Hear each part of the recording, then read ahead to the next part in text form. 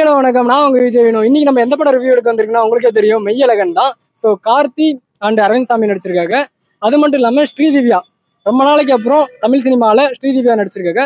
So வருத்தப்படாத வாலிப சங்கத்து மாதிரி அவருக்கு இது ஒரு நல்ல படமா இருக்குமா இல்லையா அப்படின்றத ஆடியன்ஸுக்கு எடுத்து தெரிஞ்சுப்போம்.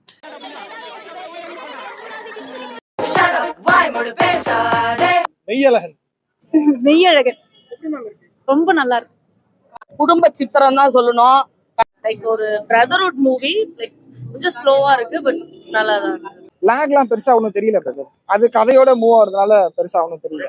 லேக்னு சொல்ல முடியாது. அந்த ஜேர்னரா அந்த மூவியோட பார்க்கும்போது நல்லா இருக்கு. ஓகே, ஓரளவுக்கு ஒரு ஒன் டைம் பார்க்கலாம். ஆனா எனக்கு பெருசா எனக்கு படம் வந்து ரொம்ப கிரிஞ்சா தான் இருந்துச்சு. அரவிந்த் சாமியோட ஆக்டிங் வந்து லைக் கார்த்தி வந்து தெரிஞ்சதுதான், இந்த மாதிரியான ஒரு சுட்டித்தனமான ஆக்டிங், லைக் அந்த மாதிரியான ஒரு கேரக்டர் அவங்களுக்கு நல்லா செட் ஆகும் நம்மளுக்கு தெரியும். பட் அரவிந்த் சாமியோட அந்த சட்டிலான நடிப்பு வந்து ரொம்ப நல்லா இருக்கு. அரவிந்த் சாமி சார், ஆமா, சிறுத்தைக்கும் சிங்கத்துக்கிட்டையும் நடுவுல மாட்டிக்கிட்டு நம்ம வந்து அரவிந்த் சாமி சார் பட்ட பாடு இருக்குது பாரு. ஆமா, கொஞ்சம் ஸ்லோ தான். ஆனா அது எல்லாரும் விரும்புவாங்களான்னு சொல்ல முடியாது. ரெண்டு பேருமே ஆக்டர் சோ வெல். ரொம்ப நல்லா. ஆஹா, அப்படிலாம் எதுவும் இல்லை. அரவிந்த் சாமி பேசிக்கிட்டே இருக்காரு, கார்த்திக்கும் பேசிக்கிட்டே இருக்காரு. என்னதான் சொல்ல வராங்க? ராஜ்கிரண் இருக்கு, நல்லா பண்ணியிருக்காரு. அவரு அந்த கம்பீரமா இருந்து அந்த மாதிரி படங்கள் நம்ம பார்த்திருப்போம். பட் இது ரொம்ப நல்லா இருக்கு. ஏன்னா மனுஷன் பேசிக்கிட்டே இருக்கிறாரு, கார்த்திக் சாரு பேசிக்கிட்டே இருக்கிறாரு. அதுதான் நாங்கெல்லாம் வந்து தஞ்சாவூர்காரங்கள, நாங்க பேசியே தான் கழுத்தா இருப்போம். ஓகேவா? அது கம்ப்ளீட்டா நெகட்டிவ் ரோல். இது ஒரு இன்னசென்ட் ரோல் மாதிரி. அத்தா பீர் சாப்பிடுறீங்களா? அத்தா வந்து வாங்க அத்தா, நம்ம போய் நம்ம தோட்டத்தை இதை காமிக்கலாம், நம்ம சின்ன வயசுல விளையாண்டதை காமிக்கலாம். ஓகே, ஒரு 90s கிட்டா இருக்கும் போது இந்த படம் ரொம்ப ரொம்ப பிடிக்கும். நான் பிடிக்கலாம் சொல்ல மாட்டேன், யாருக்குமே பிடிக்கும்னு சொல்ல முடியாது. But okay, one time watchable. அதே மாதிரி வேஷ்டி கட்டிட்டு எல்லாத்தையும் அடிச்சு அந்த மாதிரி எல்லாம் கிடையாது. அவர் ஒரு மாமா கேரக்டர், அதுக்கேத்த மாதிரி பண்ணிருக்காரு. பிஜிஎம் நல்லா இருந்தது. சாங்ஸ் ஸ்பெசிஃபிக்கா இல்ல, பட் அந்த கமல்ஹாசன் சாங் ரொம்பவே நல்லா இருந்தது. அது கேட்கும்போது நம்மளுக்கு ஒரு ஃபீலிங். ஆக்சுவலா எனக்கு சாங் செப்பரேட்டா பண்ண சொல்ல தெரியல, ஏன்னா அது கதையோட ரொம்ப மெர்ஜ் ஆகி போனதுனால அவர் தான் பாடியிருக்காரா அப்படின்னு கூட எனக்கு ரியலைஸ் ஆகல. அந்த அளவுக்கு ரொம்ப நல்லா இருக்கு. Music is so good. அவரோட வாய்ஸ் வரும்போது ரொம்ப எமோஷனலா இருந்தது. அந்த பாட்டும் நல்லா இருக்கும். அப்பா சாமி முடியலடா சாமின்னு ஊரை விட்டே ஓடி வர்றாரு. லாஸ்ட் சீன்லாம் முடியல. மூவிக்கு இந்த கதைக்கு ஃபர்ஸ்ட் ஃபைட் தேவையே இல்லை, தேவைப்படல. எங்கேயுமே ஃபைட் வச்சிருந்தாதான் அது பேசாம தப்பா இருக்கும். ஒருவேளை பாட்டு வச்சிருந்தா எங்கேயா மிஸ் ஆயிருக்கும். எதுவுமே இல்லாம கதையா மூவ் ஆனதுல சூப்பரா இருந்துச்சு.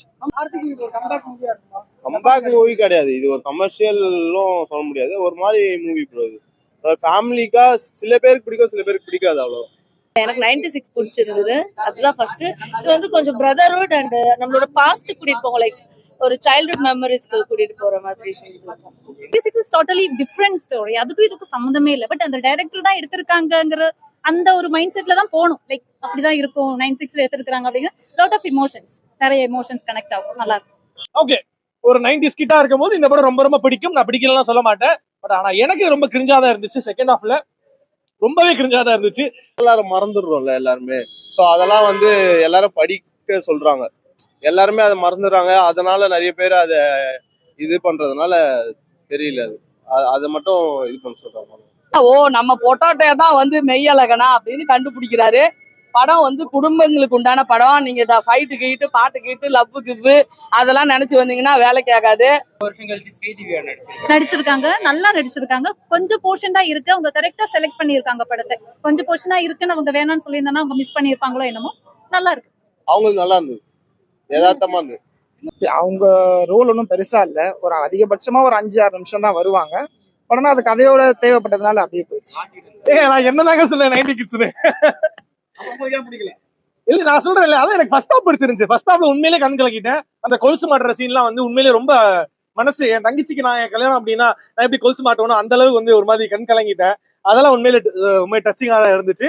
நான் அதெல்லாம் போய் சொல்ல மாட்டேன். நான் வந்து நல்லா இருந்துச்சு, நல்லா இருக்குன்னு, நல்லா இல்ல நல்லா இல்ல அந்த மாதிரி எனக்கு கனெக்ஷன் ஆச்சு.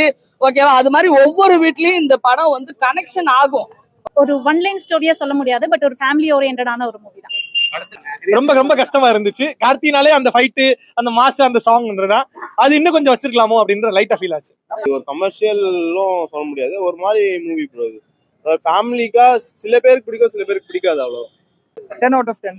7 9 கொடுக்கலாம். 10